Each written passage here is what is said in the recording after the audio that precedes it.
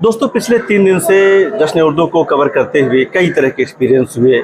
यहाँ आने के बाद मुंबई यूनिवर्सिटी कैंपस में कई चीज़ों को मैंने देखा। एक ऐसा स्टॉल देखा जहाँ पर किताबें हैं उर्दू की और 95% रियायत पर है।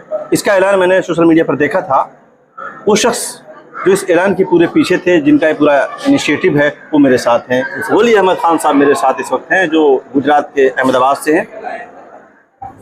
मुझे बताएं सर जी, जब मैंने वो सोशल मीडिया का ऐलान देखा तो मुझे लगा ये कौन ऐसा शख्स है जो 95% पर क्यों किताबें दे रहा है, क्या चक्कर है, क्या बातें हैं। और ये बड़ी तजस्सुस की कैफियत मुझे पैदा हुई। मैं पहली बार आपका नाम उस वक्त सुना। इत्तेफाक है कि अब तक इससे पहले मुलाकात नहीं हो पाई थी कहीं। तो सबसे पहले तो ये बताइए कि ये जो आपका आइडिया था कि आप यहाँ लाएंगे किताबें और 95% दे देंगे, क्यों? तो उसकी दो वजह हैं।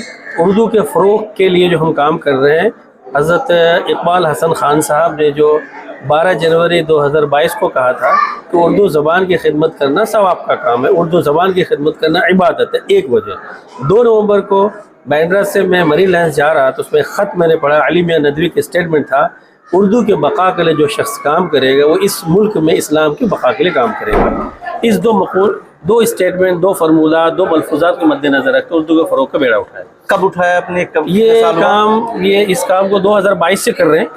इवन 2020 से मेरा काम शुरू हो चुका था।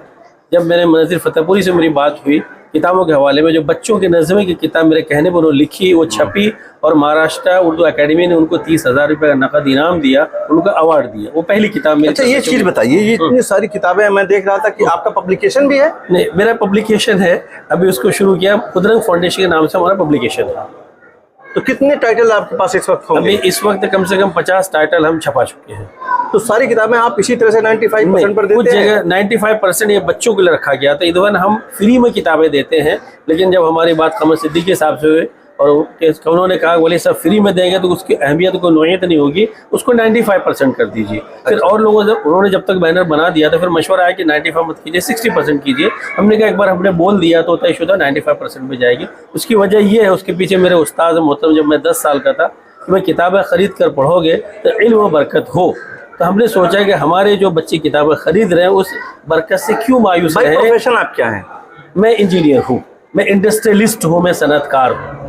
किस तरह की कंपनी आपकी है? मेरी कंपनी है इंडस्ट्रियल वाल मैन्युफैक्चरिंग करती है, जो ये गेट वाल, ग्लोब वाल, बटरफ्लाई वाल है, जो फार्मास्यूटिकल इंडस्ट्रीज़ में और टेक्सटाइल में, सीमेंट इंडस्ट्रीज़ में यूज़ होती है, एनटीपीसी में इस्तेमाल होती है। इतने बड़ा बिजनेस और इंडस्ट्रियलिस्ट होना और साथ साथ इस सोशल वर्क इस तरह का उर्दू को लेकर के वक्त कैसे मैनेज करते हैं? अल्लाह का शुक्र है, मैं हुजूर अकरम सल्लल्लाहु अलैहि वसल्लम की जो नसीहत है कि इशा के बाद सो जाना चाहिए और सह पहर आखिर का जो उठ जाना चाहिए, तो अल्लाह तबारक तआला का शुक्रगुजार है को मैं 10 बजे सो जाता हूँ और 4 बजे ऊपर वाला मुझे उठा देता है। और सुबह के वक्त में जो बरकतें होती हैं, मैं दिन भर काम करता हूँ, लेकिन 1 घंटे में जो मैं काम 4 बजे से 5 बजे में कर पाता हूँ, वो काम पूरे दिन में नहीं हो पाता है। तो पूरी प्लानिंग मेरी सुबह से शुरू होती है। लेकिन सुबह बता देना चाहूँ कि पहले मैं अल्लाह का शुक्र नहीं कहना चाहिए, मैं 2 रकात शुक्राने के नफल पढ़ता हूँ अल्लाह के नाम से, जो उर्दू के फ़रोग़ के अल्लाह ने हमें पसंद किया। एक बात तो ये। फिर मैं तहज्जुद की नमाज़ पढ़ता हूँ, आखिरी 2 रकात सलात हाजत पढ़ता हूँ। उस वक्त तमाम चीज़ें अल्लाह तबारक तआला से मांगता हूँ। जिन लोगों ने कहा मुझे मदद कर दीजिए फ़ीस के लिए, बच्चों के लिए, किताबों के लिए, मैं मांगता रहता हूँ। अल्लाह तक शुक्र हो, जो मुझे आता है फ़ौरन ईमानदारी से मैं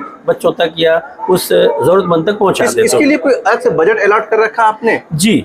अब उसकी दूसरी बात बताऊँ, मौलाना मुफ्ती तकी उस्मानी साहब का जो इस्लाही खुतबात है, तमाम 22 जिल्दें मैंने पढ़ी है, उसमें बहुत सारी बातें काम की, लेकिन उसमें एक बात पसंद आई कि अपने कारोबार के अंदर मैं 3 साल से कर रखा है, अल्लाह तबारक तआला को कुछ साझेदार को शेयर होल्डर बनाओ। तो मेरे कारोबार के अंदर अल्लाह तबारक तआला को मैंने 10% के शेयर होल्डर्स रखा है। वो 10% की रकम, not profit but the turnover का 10% में ईमानदारी से निकाल देता हूँ मंथली।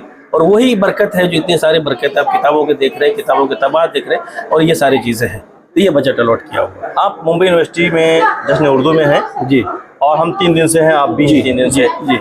क्या देखा जश्न उर्दू को आपने? जश्न उर्दू, इसको जश्न है, लोग आ रहे हैं, प्रोग्राम हो रहा है, जा रही है, जश्न का माहौल है, आ रहे हैं, कंपटीशन कर रहे हैं, और ऐसे जश्न हर जगह होनी चाहिए। इसके फ़ायदे क्या आपको नजर? इसके फ़ायदे ये हैं कि बच्चे यहाँ पे आ रहे हैं, नई चीज़ें देख रहे हैं, उन्हें पढ़ने का शौक़ और जज्बा हो रहा है। बहुत सारे लोग बाहर से आ रहे हैं, उनमें से मैं भी लोगों से मुलाकातें कर रहा हूँ। हमें कई लोगों की चीज़ें, कई लोगों की परेशानियाँ समझ में आए। कुछ लोग 30-30 साल से काम कर रहे हैं, लेकिन मुझे पता नहीं है कि सेंट्रल गवर्नमेंट क्या उनको हेल्प करती है।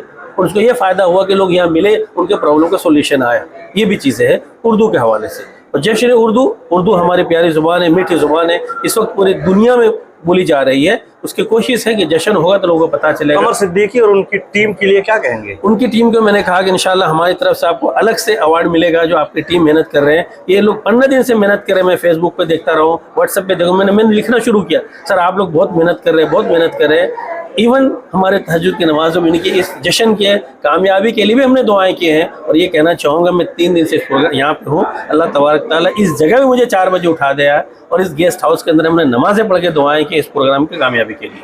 ये अल्लाह से मांगना चाहिए। मैं सबको कहता हूँ, अल्लाह से मांगो। फरवरी में एक बता रहे थे आप कोई प्रोग्राम है? फरवरी में मादरी मादरी ज़बान के हवाले से 21 फरवरी को अहमदाबाद में कर रहे हैं, जिसमें आपको हम दावत दे रहे हैं। उसके अंदर कई अवार्ड्स के प्रोग्राम हैं अहमदाबाद के, बेस्ट टीचर, बेस्ट स्टूडेंट्स और बेस्ट प्रिंसिपल्स। और जो उर्दू के वजीफ़ा याफ्ता हजरात है जिन्होंने उर्दू के लिए खिदमत अंजाम दी है, उनके लिए अवार्ड्स वहाँ पे रखे हैं बच्चों की हौसला अफजाई करने के लिए। और एक कंपटीशन रखा जिसको आपको कवर करना है, स्कूलों के अंदर लड़कों की घटती तादाद की वजह और उसका हल।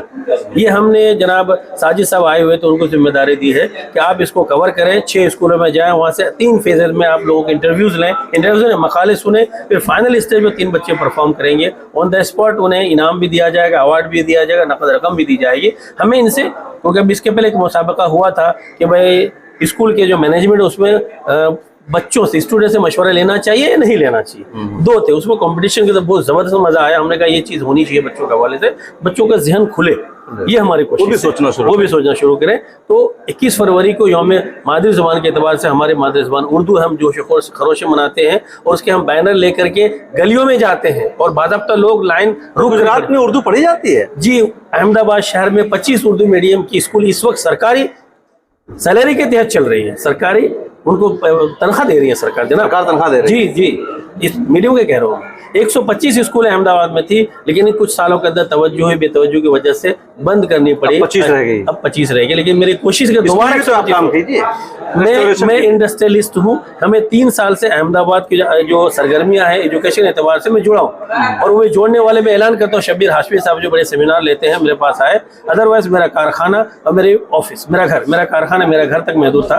बाकी मैं क्या हो रहा है अहमदाबाद में मुझे उससे कोई इल्म नहीं था। फिर हम लेकिन मेरी जो एक्टिविटीज़ है बिहार में चल रही थी, उत्तर प्रदेश में चल रही थी और अलग अलग जगहों पे चल रही थी। लेकिन जब गुजरात से हम जुड़े, पता चला, हम उनको बार बार कहते हैं, भागलपुर शहर के अंदर एक उर्दू मीडियम स्कूल चल रही है, भागलपुर की धमक दिल्ली तक सुनाई देती है और अहमदाबाद में 25 स्कूल चल रही है, उसकी धमक दिल्ली में नहीं सुनाई जाती। लेकिन दूसरी बात आज के हवाले से, कोकन के अंदर 833 उर्दू मीडियम की स्कूल चल रही है, लेकिन एक आवाज़ 833 स्कूलों दिल्ली तक नहीं पहुंच रही है। सर, ये मैं महाराष्ट्र वालों से कहना चाहूंगा, ये मुआशरे को पहुंचाना भी तो चाहिए, पहुंचाना चाहिए ना। बहुत तरह के मीडियम्स मौजूद हैं। तो ये मीडिया हमारा कमजोर है मुसलमानों के। सर, ये कहूँगा, एक आफ्ताब साहब अहमदाबाद में रहते हैं, उन्होंने मीडिया की डायरेक्टरी छापी है। कितनी प्रिंट मीडिया है, कितने सॉफ्ट मीडिया, करीब 500 पेजेस की किताब है और A4 साइज के अंदर है। सर, उन्होंने बहुत बड़ा काम किया, हम हर एक का इतराफ करते हैं।